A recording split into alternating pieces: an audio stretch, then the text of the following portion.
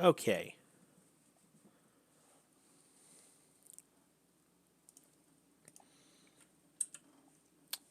We're ready to continue on.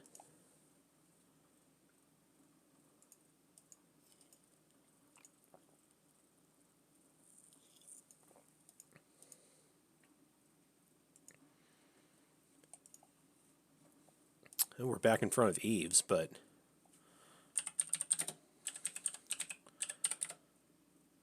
who'd want to search through Eve's can?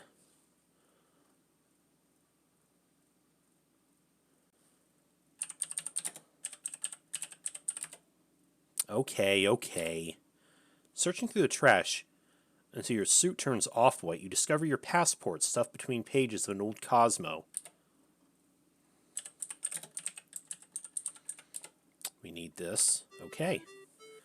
You now smell like a combination of cheap department store credit card bills and roadkill.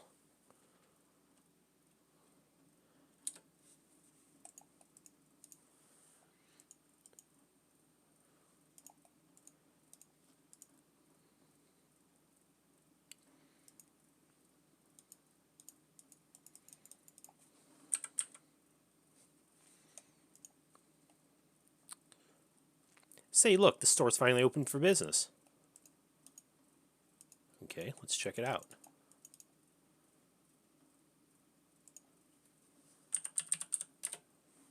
The old ethnomusicology shop is filled with unusual instruments from the four corners of the world.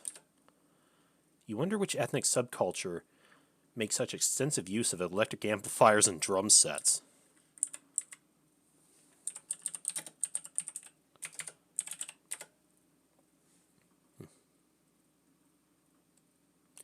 You find Latin American women sexy, but then you find any woman sexy. Hi, beautiful. You attempt to lay a little smooth mouth on the lovely Latin lady. My name is Larry. Larry Laffer. Buenos dias, señor dos assistanta bello bono. Good day, sir. How may I help you? Suddenly she smiles broadly, as if she recognizes you. Her smile makes you glad you took Spanish in high school. Too bad you slept through it. Oh, what the heck. You decide to brush the dust off your Spanish by attempting a conversation with the lovely señorita. Perhaps you could begin by complimenting her on her extremely good looks. Al pesto la guardia se spermo bubitos. You tell her. Your ears remind me of whale breasts. Her face brightens further. She seems genuinely interested in you. Your Spanish must not be so bad after all. Si, sa la luna el gros et pupi doggy la bambino. Yes, but the moon is full, and you are a chihuahua. Whoa, speaking is one thing, but understanding is another. Her response baffles you completely. You have no idea what she means. Of course, that's never stopped you before. El pensiero es tubular, rigido, amarillo. You tell her. My pencil is long, hard, and yellow. El hombre de la nostra donde está mejor signale. Rito es stupido sentintantes. So you're finally here. I thought you'd never show up. By the way, who writes these secret phrases anyway? La microfiche en ignum no big dealo onklonk no touch. Dr. Nonuki el kami. The microfiche contained the secrets to recent United States superconductor research breakthroughs hidden inside this rare Peruvian onklonk. Don't let anyone touch it before you personally deliver it to Dr. Nonuki. And I don't need to tell you, be careful. He and he alone has the authority to deliver it to the USSR agents.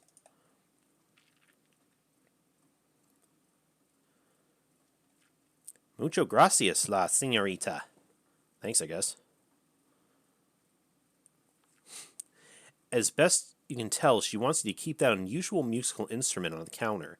So rather than risk offending her generosity, you take it.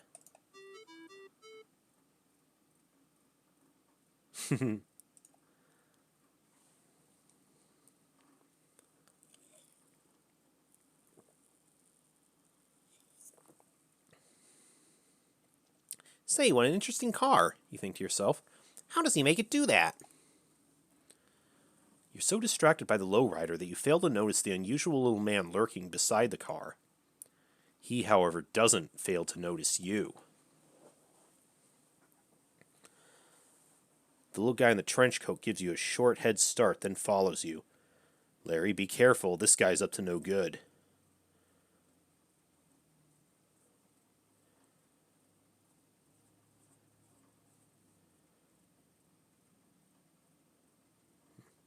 What? Wait a minute, what's this? How can you be at the door to the music store when you just walked off screen to the right? That must be someone who just looks like you. Something strange is going on. Let's follow him into the music shop to see what we can learn. You, what are you doing back here? Says the clerk, skipping the foreign language subtitles completely. You better get on with the mission before Dr. No Nookie prevents you from ever missioning again. What are you talking about? I've never seen you before in my entire life, says the dorky-looking guy. Besides, you're not supposed to talk to me like that before we exchange our cute little secret phrases. What do you mean? She responds. You just walked out that other door over there. Not me, he explains. Hey, wait a minute. Don't tell me you gave the goods to someone else. She stammers. I'm not sure that is, I may have. Her voice trembles with fear. I'm sorry, he fit your description perfectly, and he said the secret code phrases as well. Although, come to think of it, he did have a terrible accent. I thought the bad accent might have been part of your disguise. What'll I do? She continues. Dr. No Nookie doesn't tolerate mistakes. Her eyes flash with an idea. Of course, if you promise to help me, I won't tell him how you lost the microfiche. Why, he threatens. If you know it's good for you, you'll shut down this joint. Contact None-Tonight Island, get the troops started, finding this guy. They'll guarantee he tells no tales about your little indiscretion. If you can retrieve the microfiche before he discovers what he has, Dr. No Nookie might even allow you to live a few extra days. She deliberates just a moment before making her decision. You're right, of course. You see if you can follow him while I contact the island by radio telephone.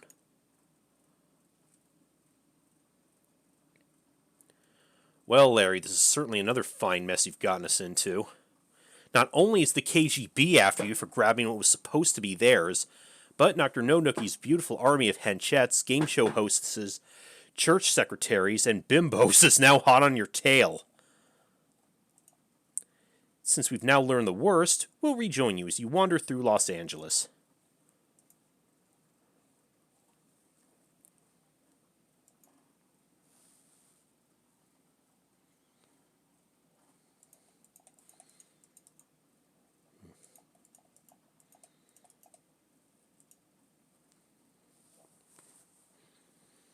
Okay. He's either a member of the crew of that large ocean-going vessel parked immediately behind him, or dressed for an unusual party. If you're going with us, you better get moving, says the man in the uniform. Are you going to show me your ticket, or you just walk over here to Kibitz? Kibitz.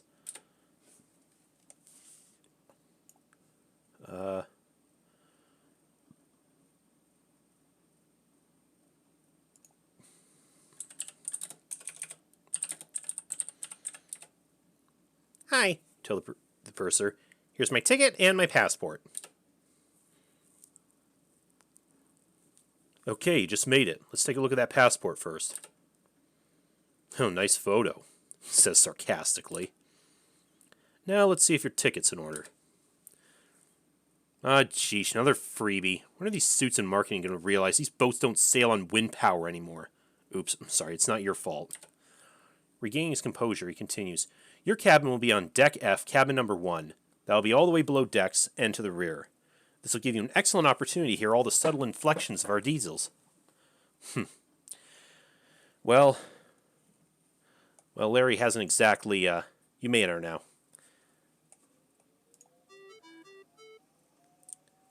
Larry will go on another cruise ship in, Larry 7, Love for Sale, and his accommodations are no better. Looks like he just made it. The ship is almost ready to leave. Yeah, again, if you took too long earlier, the ship would have left without you, and then, you'd pretty much be boned. As Los Angeles slips out of your view, your thoughts are on your search. Will you find love? Or just keep looking in all the wrong places?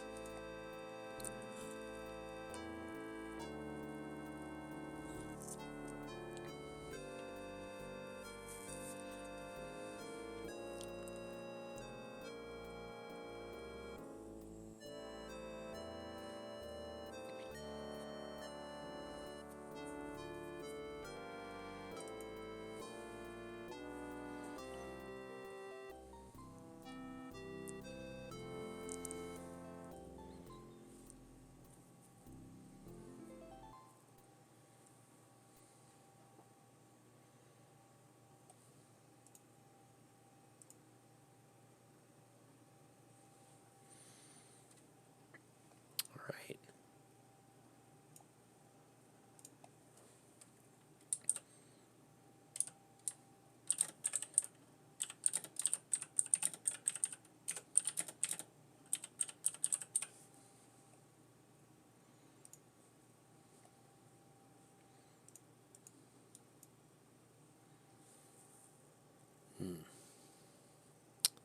This must be our cabin.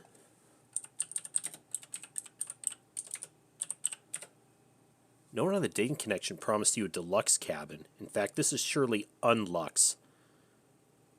Located at the rear of the ship's lowest deck, the noise from the engine compartment is deafening. You have a bed, a nightstand, and a small closet. There's a door in the aft wall.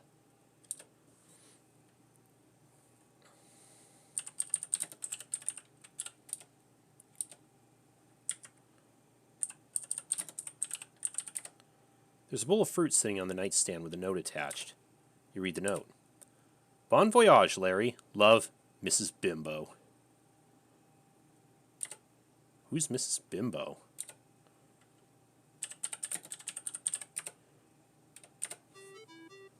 Okay.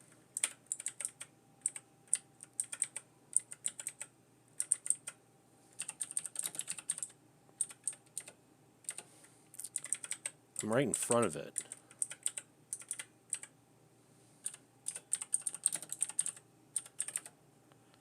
You quickly open the cramped little closet and look inside. You find absolutely nothing. So you return the doors to their closed position.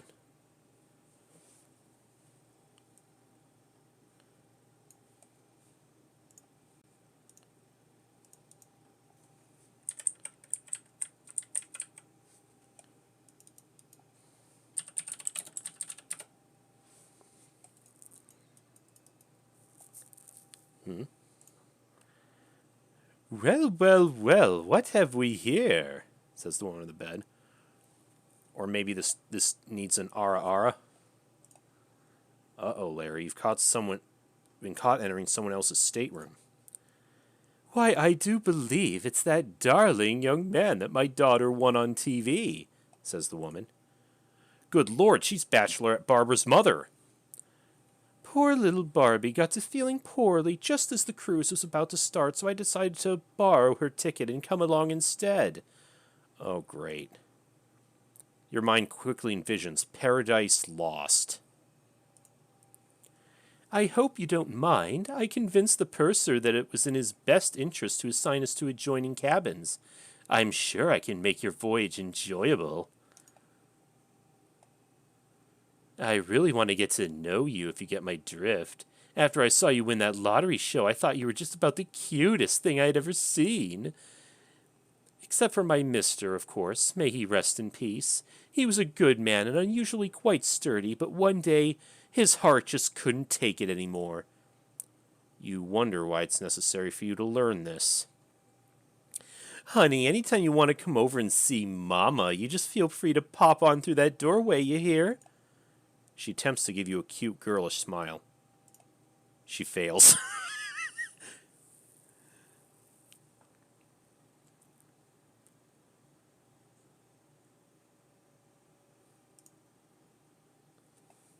Okay, let's, again, save.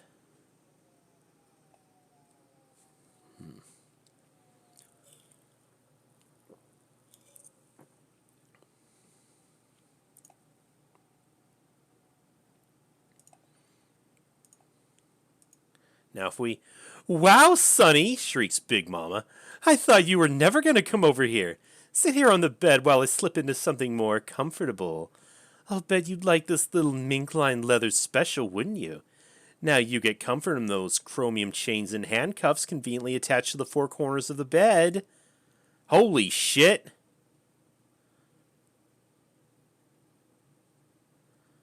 Mama proceeds to have her way with you repeatedly. Too bad that her way is not your way. You can see why this broad's a widow. Oh, God.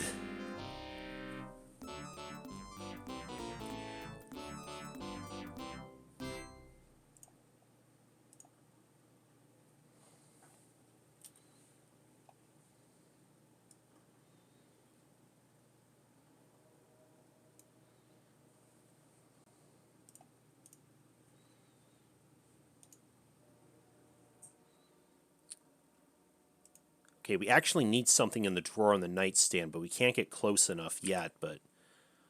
Let me see, we're gonna...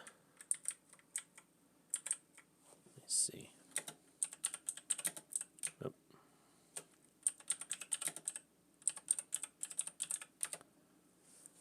Okay, this is a good place to change clothes.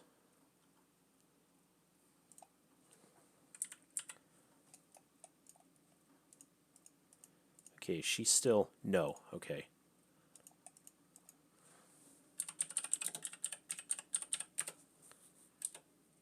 Okay. You see lots of unmentionables, which will remain unmentioned, plus Mother's sewing kit.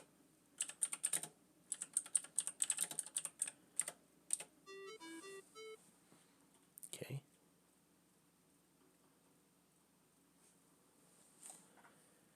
Now I think again from here on it's going to be timed. If we take too long this time,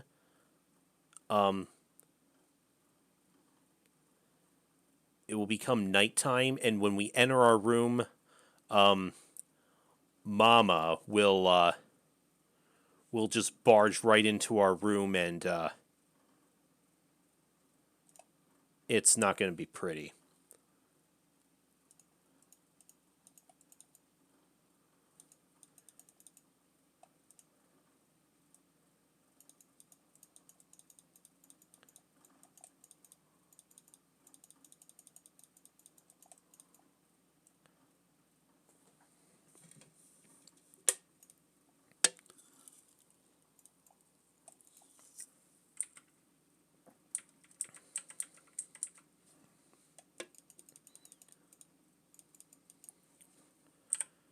Trying to move up these sucks.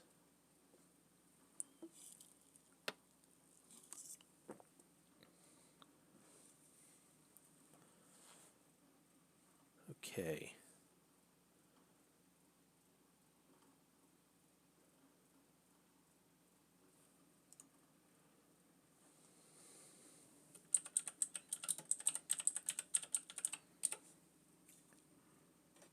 Okay, you carefully rub the sunscreen over every exposed part of your body.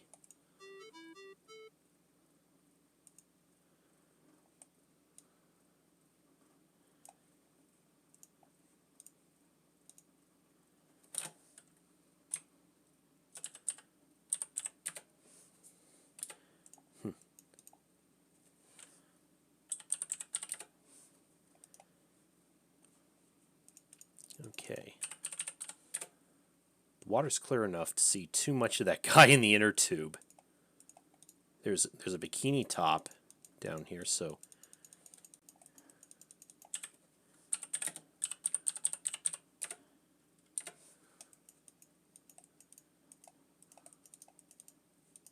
Oops.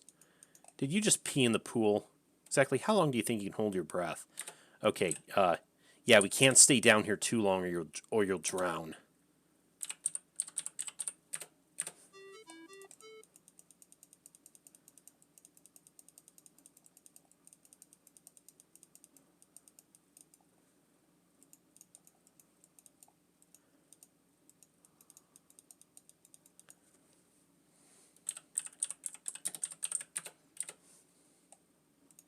That was refreshing.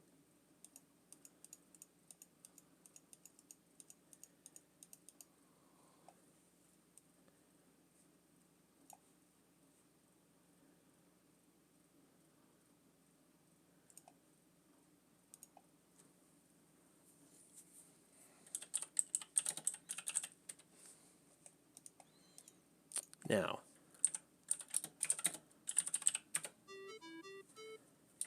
you can actually lie down on here.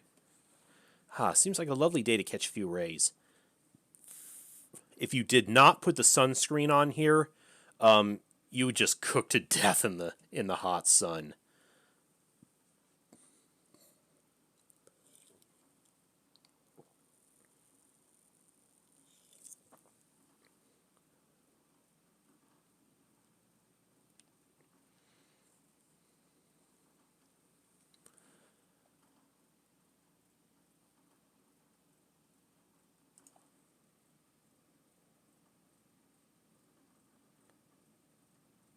Oh, those tropical UVs can be deadly. What? Oh, what we got? Oh, Macros 9854. Thank you for the follow.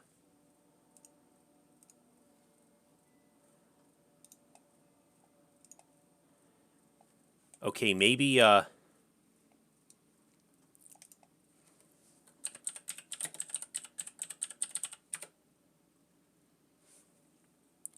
clever to reapply the sunscreen after your swim washed it off. Okay, yeah, wow, that must be cheap sunscreen if it washed off that easily.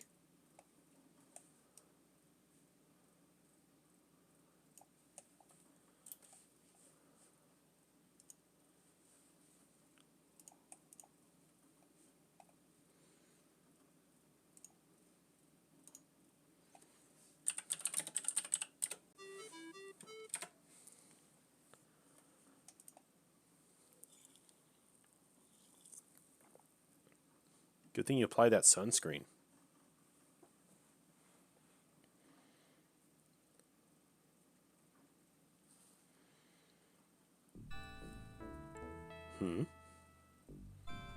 Why, hello there, big fella, says the beautiful blonde with a body like a brick shipyard. Why are you hanging around here? I've been looking for someone just like you for a long time. Why don't you come back to my place and you won't have to hang around all alone ever again? Geez, Larry, you finally found yourself a live one.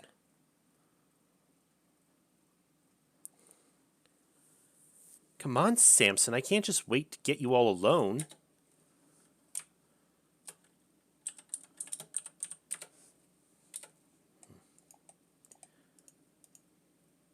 Hey, baby, you cry, wait for me. You allow yourself to be seduced by the beautiful woman and quickly become close friends. Then head for the ship's fantail where she parks her private helicopter. A short romantic chopper ride across the South Pacific is followed by an intriguing look at her impressive garage door hidden suspiciously by a mountain waterfall. Later that night... You're so impressed. You've never had a girl invite you to her pad before, not to mention her landing pad. Yeah, this is looking a little sus. You just wait over there on the bed while I slip into something, she says with a smile. Perhaps things go well tonight, you think to yourself. I can give her a subscription to Popular Mechanics.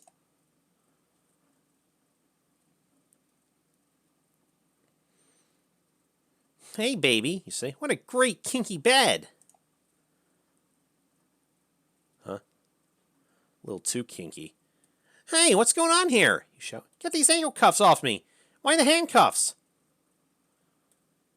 Oh, I'm just into mechanical devices, she replies with a smile. Hold still, darling. This will only take a second. Huh.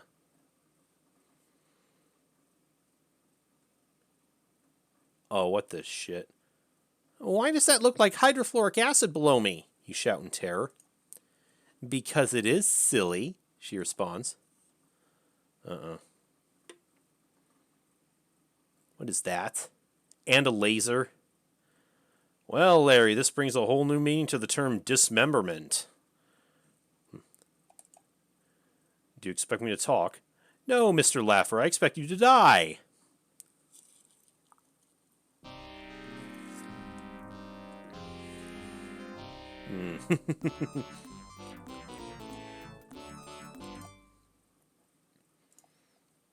Okay, let's do that again.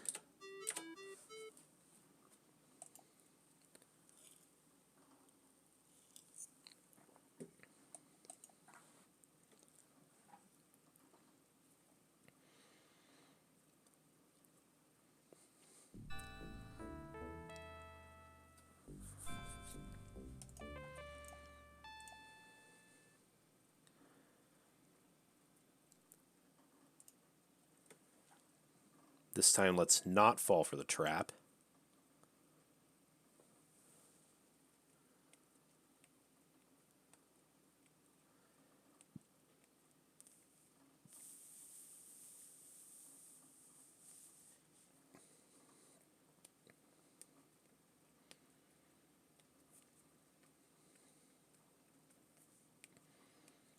Are we good now?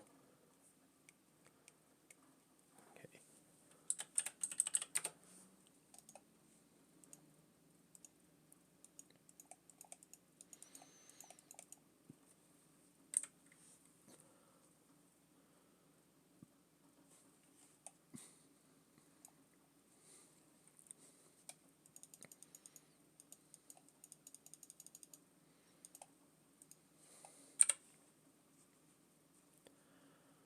Okay, we can head back to our cabin now.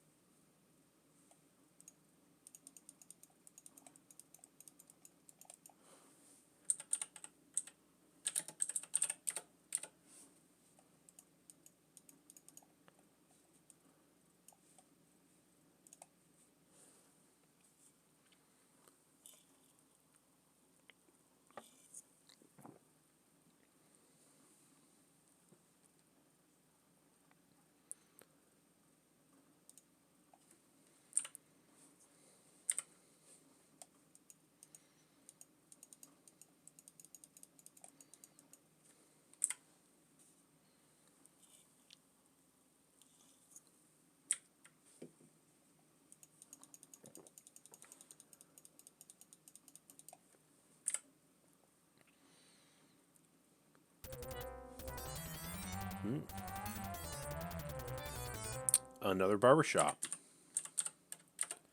Don't all barbershops look alike? Good day, mister, says the barber. May I help you?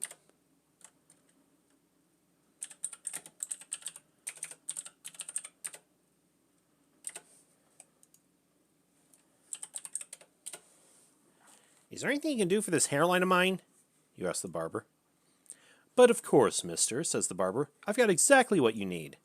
Just have a seat in the chair, please.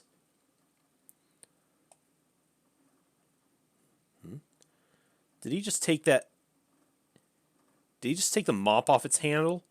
Yes, I have exactly what you need, tells you. It's all the rage, the latest thing. You see it everywhere these days. In fact, guys make a lot of money with one of these.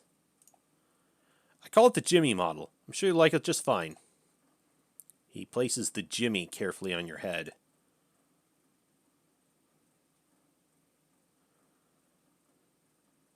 Yeah, it is. It's the mop. Impeccable fit, he cries. And for you, the price is right. Only $10,000. But I'd like to consider it more of an investment than an expense. $10K for a wig? Oh well, it's not like it's your money. Why don't those suckers who paid for all those Lucko Bucko tickets treat you to a new look? I'll take it, you tell him. Peel off 100 hundreds from your rapidly depleting wad.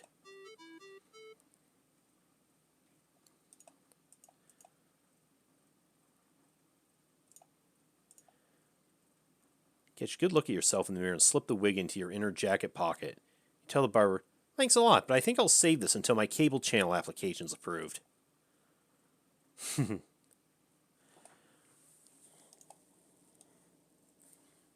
Oh yeah, let me,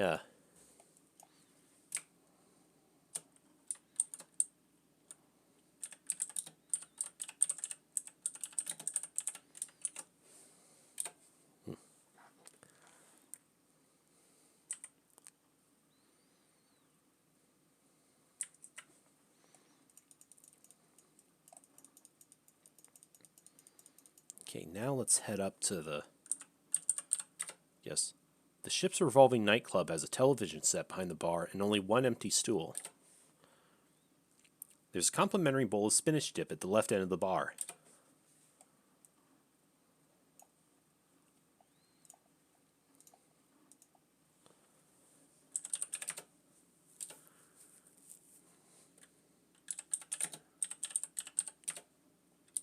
It's of no use.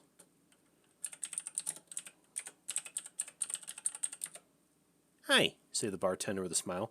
My name is Larry. Larry Laffer. Thanks for telling me, he responded sarcastically. Well, that didn't work, Larry.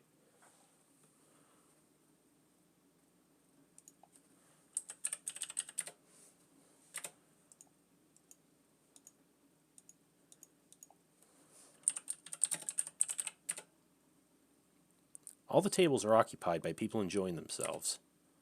And they don't want to be bothered by you. The main thing we're here for is, You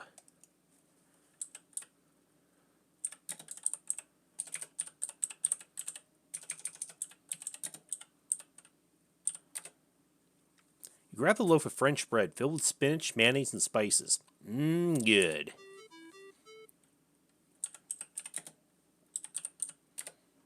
Okay. You rapidly glomp down with a quart of spinach dip and a whole loaf of sourdough bread.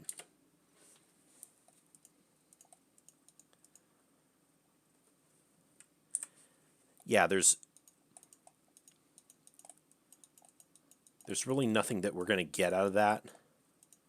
And I'll explain it in a minute. But first...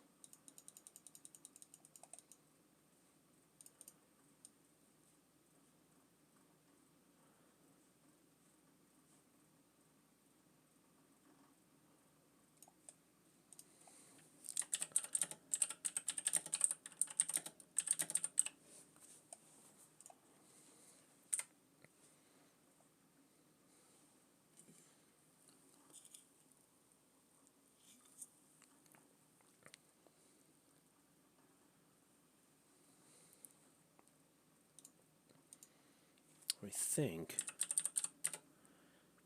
you have the distinct feeling that you should not be messing around the bridge of a large ocean-going vessel. So far, the captain hasn't noticed you. You better keep it that way.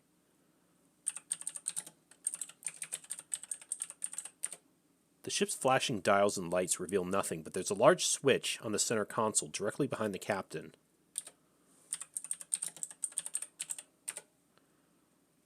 There's a large toggle switch labeled Lifeboat Timer on the console directly behind the captain.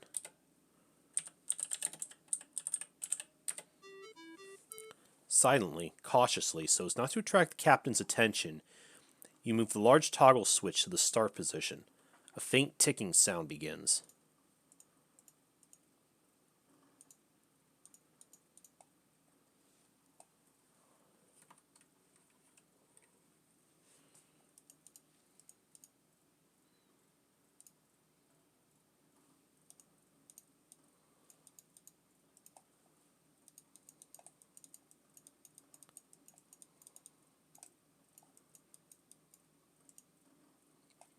Look, the ship has come to a standstill in the water. They must be preparing for the lifeboat drill. You better not leave this area.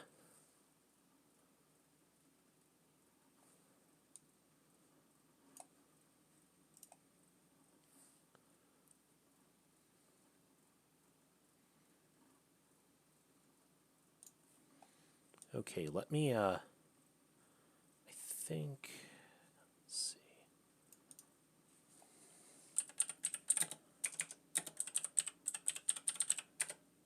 Apply the sunscreen to your neck and hands. Not now.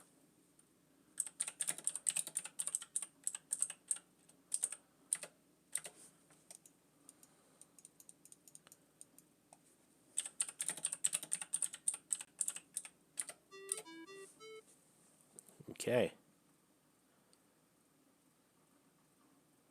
The lifeboat drills brought the ship to a standstill. What have you done, Larry? A siren wails a warning cry, and the lifeboat begins to shake. You made it to the lifeboat in the nick of time.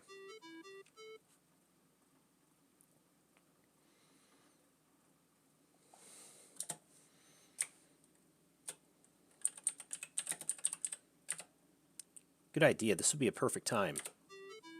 Okay. I think we did everything we need to do.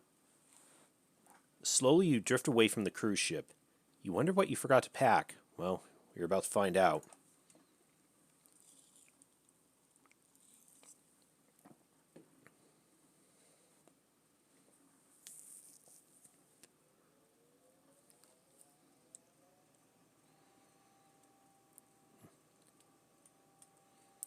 As the good ship USS Love Tub slowly sinks behind the horizon, we rejoin our noble hero in his latest predicament.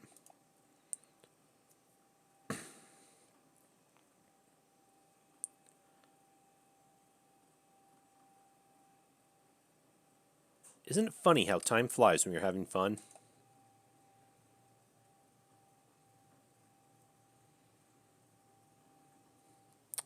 And now we are adrift at sea.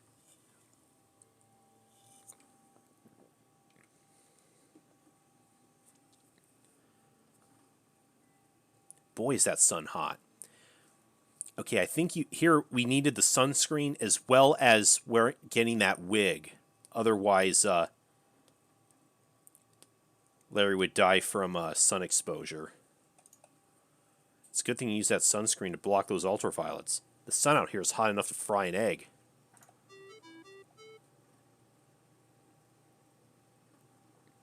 You think the sun must be even hotter today. Good thing you wore that silly wig. The sun out here is hot enough to fry your brains. Your thirst becomes more and more intense with every passing day. Visions of pre-classic Coke float before your eyes. You extract the grotesque gulp from your inside coat pocket and are surprised to discover it retained its entire 32-gallon capacity. You now have enough fluid to last you for weeks, but you're worried about your blood sugar level. Yeah, no kidding. I'm not sure that's the best thing for being out at sea. Your hunger grows intense with the passing of the days. Visions of Danny's Pizza float before your eyes. Now, if we kept that spinach dip, Larry would eat that instead, but the mayonnaise would have spoiled in the hot sun, and then you get sick and die anyway. Instead, you cleverly open the sewing kit you stole from Mother's nightstand, extract a safety pin and thread. You patiently fish for hours, but eventually catch your limit. Your limit for raw fish is quite low.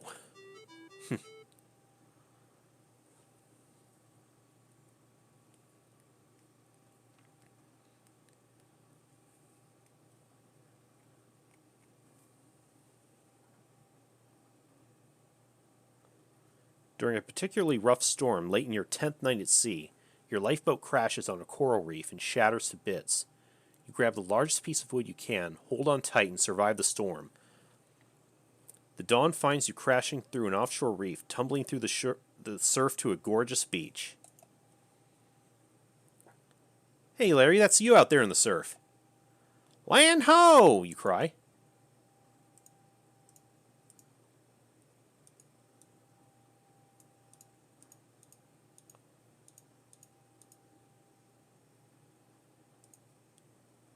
Another happy landing. Oh, God. Oh, good. Here comes someone to help you. Wow. Ass. Congratulations, Larry. You survived weeks adrift in the high seas with nothing but your courage, perseverance, and a few humble provisions. Endured tropical storms, vicious winds, and high seas, in just a tiny lifeboat, prevailed over the surf, offshore barrier reef, and razor-sharp coral, escaped the dangerous mother, avoided the vicious KGB, and the tempting enticements of the evil Dr. No-Nookie's henchman hordes, and withstood that creep's audacious humor. And you're still good as new. But boy, is your suit a mess.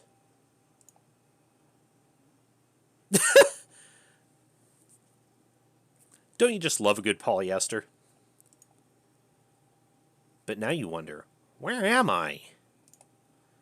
And what possessions survived your disastrous journey? Well, let's see here. We got our cash, our passport, the unklunk, and the bikini top.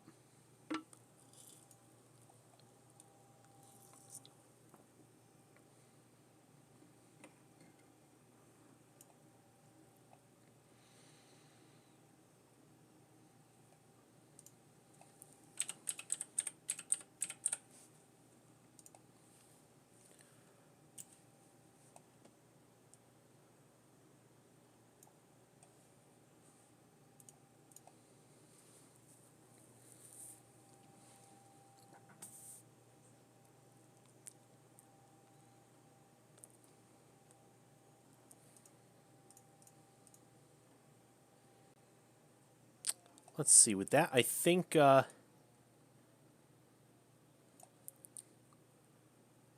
me a few minutes then, and we'll be back and continue onward.